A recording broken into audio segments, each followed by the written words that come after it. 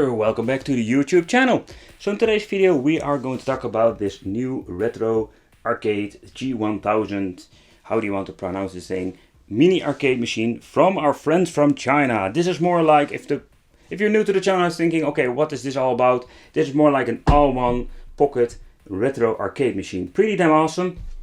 The previous model was very cool and I was really excited seeing this new model. It looks a little bit similar like the previous model, and we're going to take a close look at the box because it says some information about the support. Okay, so let's take a close look at the box. It says 64-bit game operating system. That is something they always say with these things, but this is running on Android, so I am pretty damn excited about it, seeing what it can run and how it runs the games. 7-inch of phone, people, full view TFT screen. Alright, so a little bit of warmer, doesn't have an EPS screen, so it's more like a low budget screen in this little device. The support of arcade, support of CPS 1, CPS 2 and also has CPS 3. Game Boy Advance and the classic Game Boy, Super Famicom, NES, Mega Drive, so it's going to be big support or many support of platforms. Pretty damn awesome. Alright, so there is nothing else on this thing, just a little bit English, horrible English jibber jabber. And let's take a close look and inside the box. Alright, so let's unbox it together, and ooh, what you can see is hold by styrofoam. Ooh, the system itself. Let's see where there's an extra. Oh, yeah, whatever. We're having an HDMI cable, so this is surprising. We're having HDMI out. A little box, and this one contains the controllers. Alright, very cool. Alright, so let's take a close look at the controller. It's very tiny and we're going to play with it in the video to see if the D-pad is responsive. I can tell you already, the D-pad itself, it feels very nice. Looks and feels very nice. 6-button controller, pretty cool if you want to play fighting games. No shoulder buttons, select start. Ooh, and we're having here some extra comfort. This is what we're going to get, 2 of them, pretty damn awesome, so you can hook it up to your television and you can use it like a console. That's something we're going to try out. But alright, let's take a close look at the system itself. And let's clean up my disk. Okay, the first thing we're going to do, before people are going to mention it in the comment list, we're going to remove the screen protector! Alright, so the first thing that I've noticed about this thing, it's quite heavy. Keep in mind, it's fully made of plastic, so that is nothing, that gives enough the weight for this product. I think there is something inside. Ooh. Something that gives us weight, so the weight's quite heavy. I'm very curious. Let's do a little bit of an overview because they changed some things with this little me machine that I personally never seen before. Alright, okay, so let's take a close look at the top row buttons. As you can see, we're having here select, start, return. This is where we're going back for the return menu. Volume control, very clicky buttons. So this is what the 5 little buttons doing over here. Alright, so the joystick, I can tell you already, this is what we call the next level of wicked wiggle stick.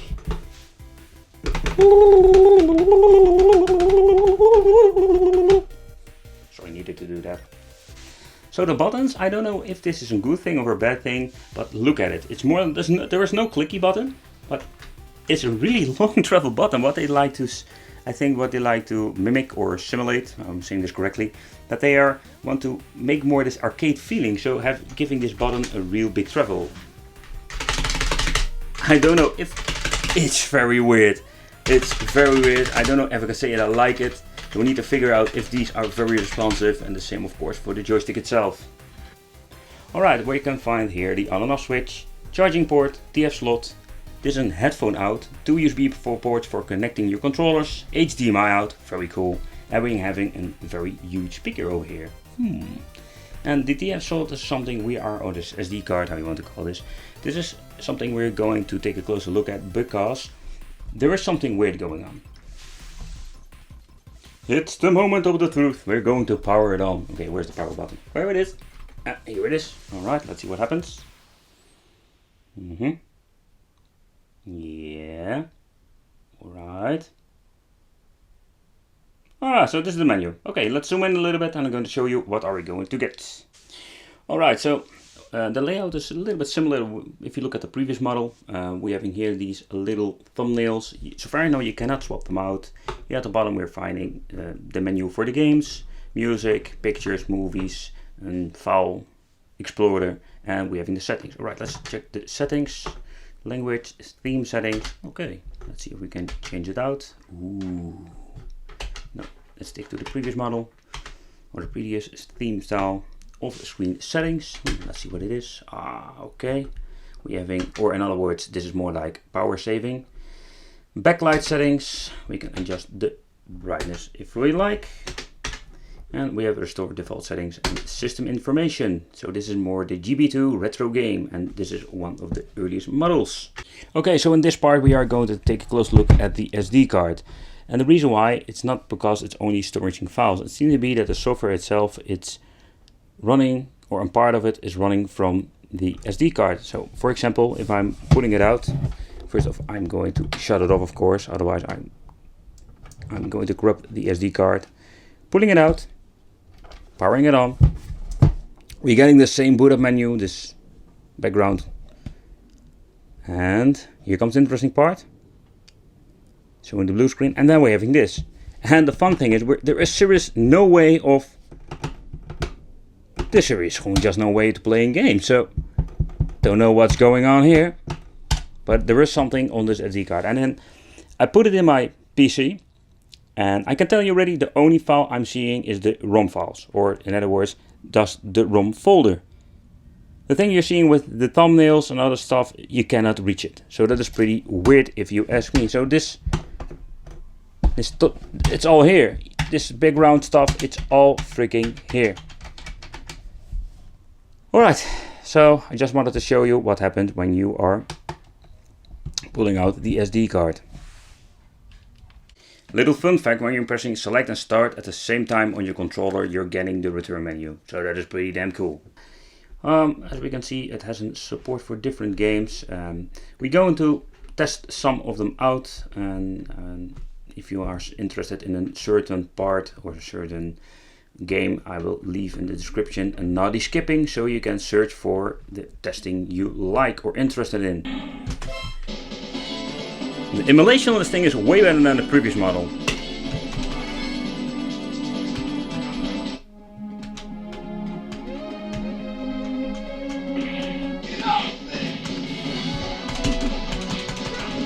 The joystick itself is not bad. You really need to get used to it.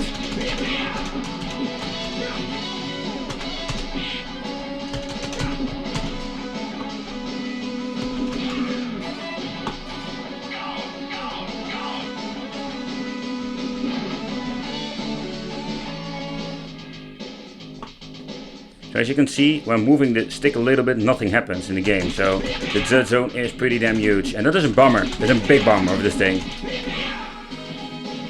So as you can see, I'm moving the joystick now, wiggling it a little bit, and nothing happens.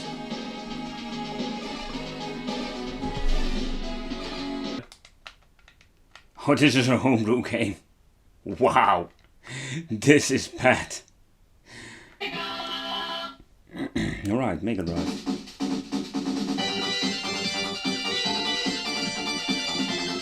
And did I make a load? Did I load state? Ah, yes it. Alright. Yep. Woohoo! Yeah. And as you can see, that works just fine too.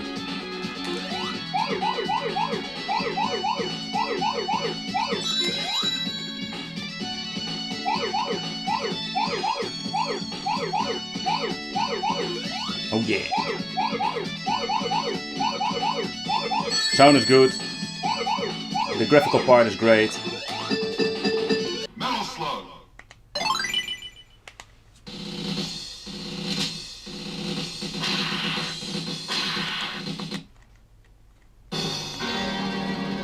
Mission 1, start.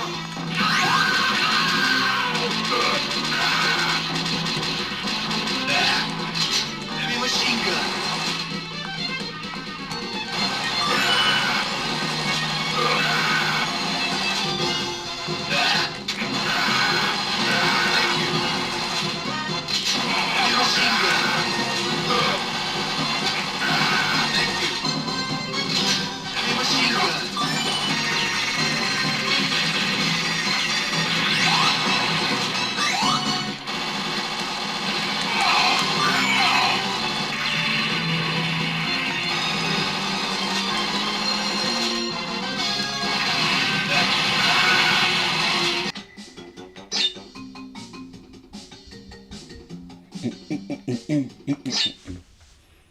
that. Let's see.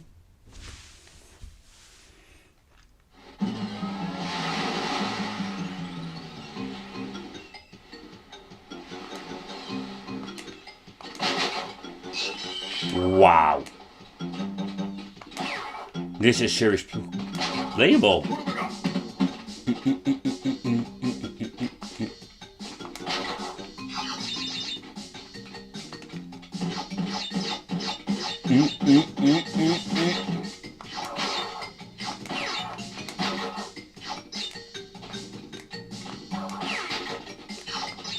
Ooga.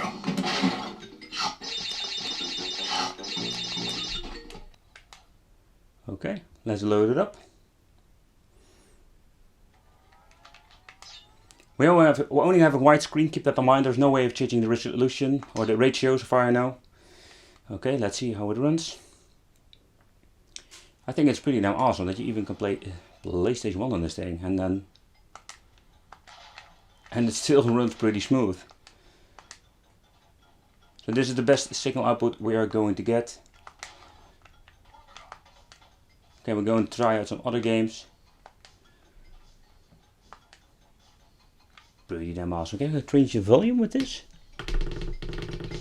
Oh yes, the volume control is still usable.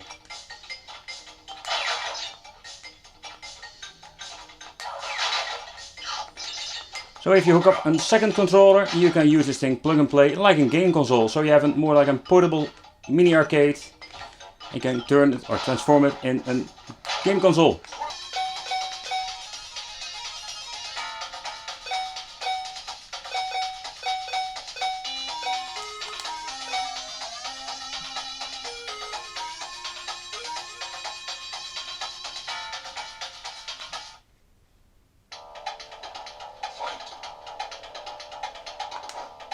Okay.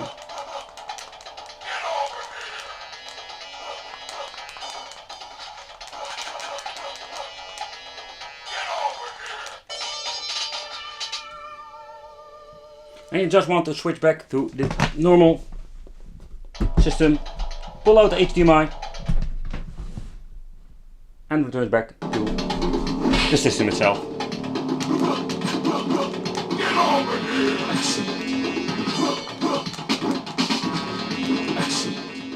Alright, so for the final conclusion regarding this new retro game system. So I think the biggest bummer of this thing is the joystick itself. They didn't improve it if you look at the previous model. The previous model has this wiggle stick. This is more like the supreme wiggle stick. And the dead zone is pretty damn huge.